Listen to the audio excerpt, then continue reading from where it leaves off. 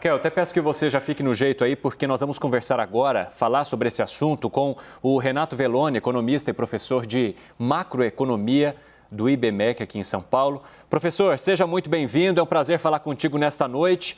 A Raquel Landim já trouxe alguns dos motivos aqui pra gente, mas diz que todo aumento tem um fim, então tem uma luz aí. Mas a gente viu também o presidente da Câmara, Arthur Lira, dizendo que a política de preços da Petrobras não está muito clara, que isso precisa ser investigado de uma forma mais profunda e que eles precisam tentar, entre aspas, corrigir possíveis erros nisso. O senhor vê esses possíveis erros ou quais seriam os problemas nessa política que faz com que o consumidor tome susto atrás de susto ao tentar abastecer o veículo? E eu falo tentar porque encher o tanque está difícil agora. Bem-vindo. Obrigado, Evandro. Boa noite, Raquel. Boa noite a todos os telespectadores. É um prazer estar aqui com vocês.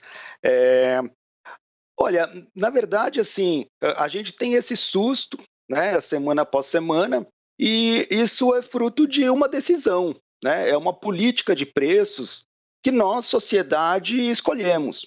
Né? Então, diante de várias propostas, né, de arranjos de política de preço que se podia adotar, a gente adotou aquela em que sempre que ou a taxa de câmbio ou o preço do barril do petróleo tiver oscilação, seja para cima ou para baixo, a gente vai reajustar, né? A Petrobras vai reajustar aí imediatamente, depois de 1, 2 semanas, essa diferença já aparece para a gente na bomba. Então, esse é um dos modelos possíveis, é um modelo que foi discutido, aí, inclusive, no período aí eleitoral, né, e a sociedade, enfim, determinou e votou por um projeto, né, de condução aí de estatais dessa forma. Então, digamos que é o preço que a gente tem a pagar.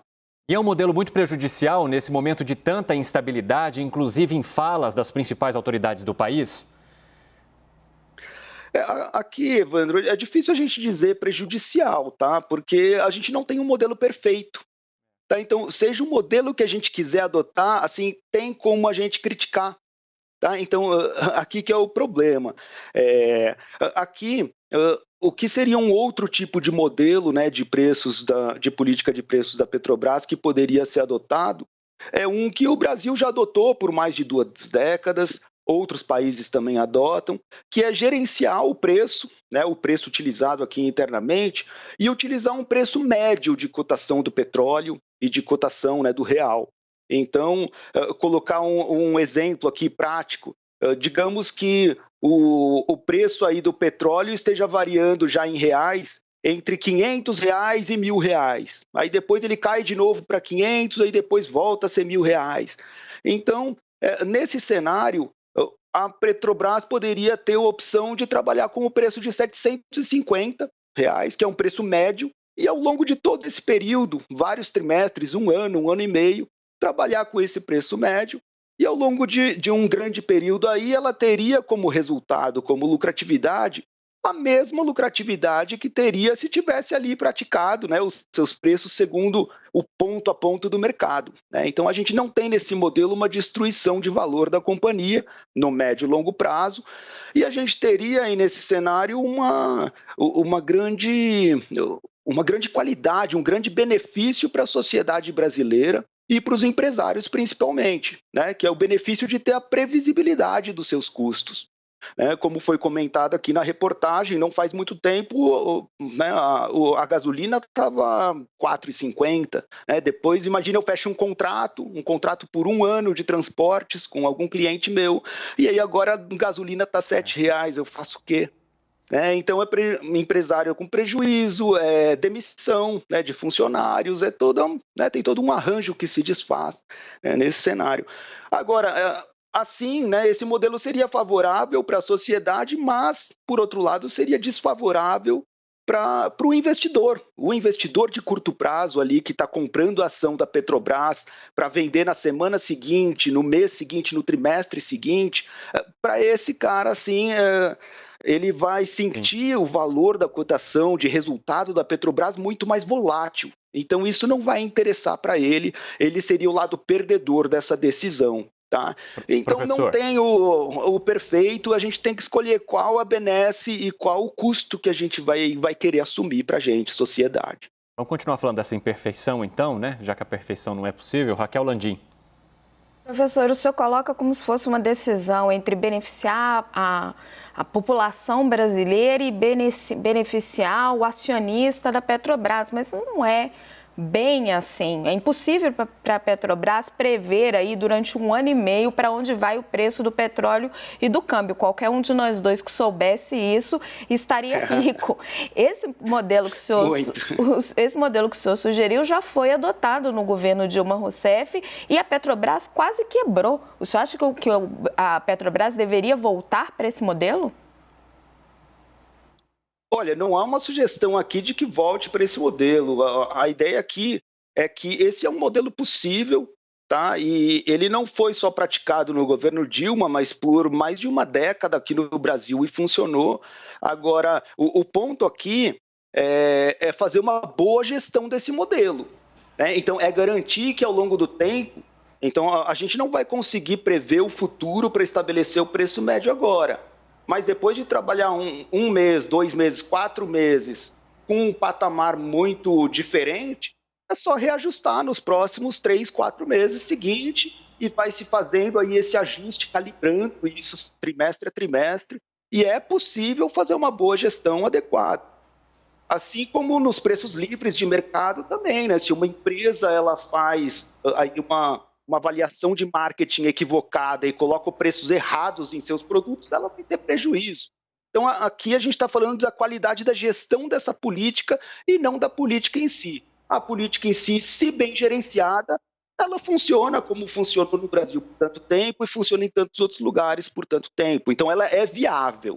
Mas como é que uma empresa estatal impede que essa política seja capturada por uma gestão política, por governos que queiram aí subsidiar o preço da gasolina para conseguir voto? Aqui não sei se seria essa ideia do conseguir voto, né?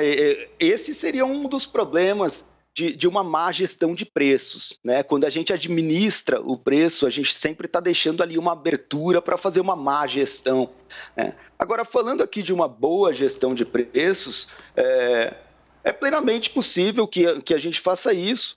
E aí, como no exemplo matemático que foi colocado, a gente tem no final aí de um semestre, 1 ano, 1 ano e meio, o resultado da companhia é exatamente o mesmo. Tá? Então, a gente não tem destruição de valor, a gente não tem redução de capacidade de investimento, não tem nada disso, a gente tem simplesmente um setor da sociedade que estaria bancando essa volatilidade, né? Que seria a empresa, a Petrobras, teria aí o seu lucro trimestral numa volatilidade gigantesca e, por outro lado, empresários e a sociedade como um todo vivendo numa certa estabilidade maior.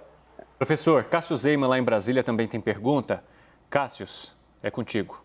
Professor, eu vou mais na área política. Até a Raquel trouxe alguns elementos, como o preço do barril do petróleo, também a questão da desvalorização da moeda, do real, alta do dólar, enfim, são diversos fatores que influenciam no preço dos combustíveis. Mas em relação ao cenário político, toda essa tensão que tem entre os poderes, isso também acaba influenciando o mercado financeiro, essa falta de previsibilidade, essa falta de estabilidade também acaba interferindo no preço no final da bomba?